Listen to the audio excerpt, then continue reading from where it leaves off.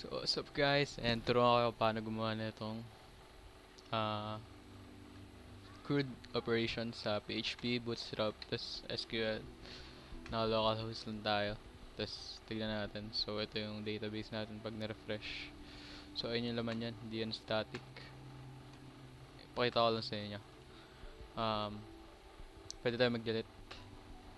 Yan, pwede tayo mag-delete. Pwede rin tayo mag-update. So, ay sa password. So, umaba siya, diba? Tapos nakikita nyo guys, kinukuha nyo yung value na ito, mga nandito. So, nalabas din siya rito. So, may value yan sa code nya. Then, pwede rin tayo mag-add. Ang hindi ko lang nalagyan ng function dito is itong archive, kasi hindi pa siya tapos. Pero, CRUD yung ano natin ngayon, pakita natin ngayon. So, create, read, update, delete. Pwede tayo mag-add ng J. De La Cruz. And gmail.com. So, pag-submit yan, lalabas yan.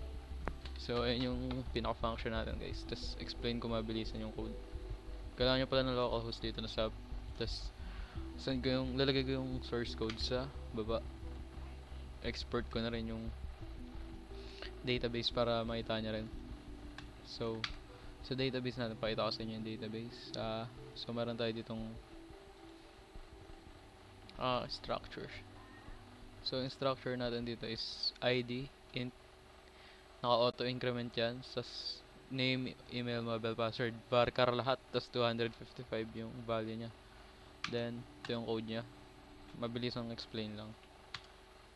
Naka-bootstrap tayo, so kinonect ko lang dito. Tas ito, naka-bootstrap. So, gumawa lang tayo ng form. Tas may value yan. And email, tas ito. So, balik kinonect natin siya dito. Yung connect.php, tas tinatawag na lang natin siya sa kada file. So, kaya may include connect dyan. Yan. Tinatawag lang natin. So, dito sa display PHP, ang ginagawa niyan, ito, dinidisplay niya yan. Tapos, kinukuha niya yung pinaka ano. So, bali, fetch niya. So, ayan, ID, name, email. Tapos, kinukuha niya yun sa, ano natin, sa code natin, sa pinaka-database natin. So, ito yung connection natin, diba? Ayan yun. Tapos, SQL natin is select. Select, ibig sabihin nito, select all from user. Table natin user. Ito yan. Ayun. Tapos dito sa update is kinukuha natin yung ID niya. Kasi tignan nyo guys, pag yun nyo yan, tignan nyo yung baba. Ayun, update ID equals 1. Yung nasa pinaka bottom left. So ayan, balik kinukuha nyo yan. Then, i-update natin yan without changing the ID. So, update user set name is equals to name variable, email, contact, password. That's where ID is equals to ID. So, para hindi mapalitan yung ID ng user natin. So, simple stuff lang siya.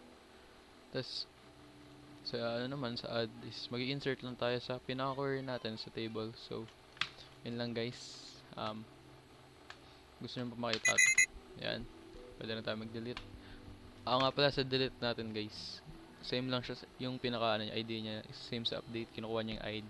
Pero dito, ginawa natin is delete from user kasi na-update natin yung table. Kasi 'di ba sa normal na SQL, pag naggawa ka, mag-iiba yung number niyan 'di ba sa ID number, magiging 17 ganun. So, pina-prevent niya na to, itong code na to. So, yun lang. Lalagay ko yung source code sa baba.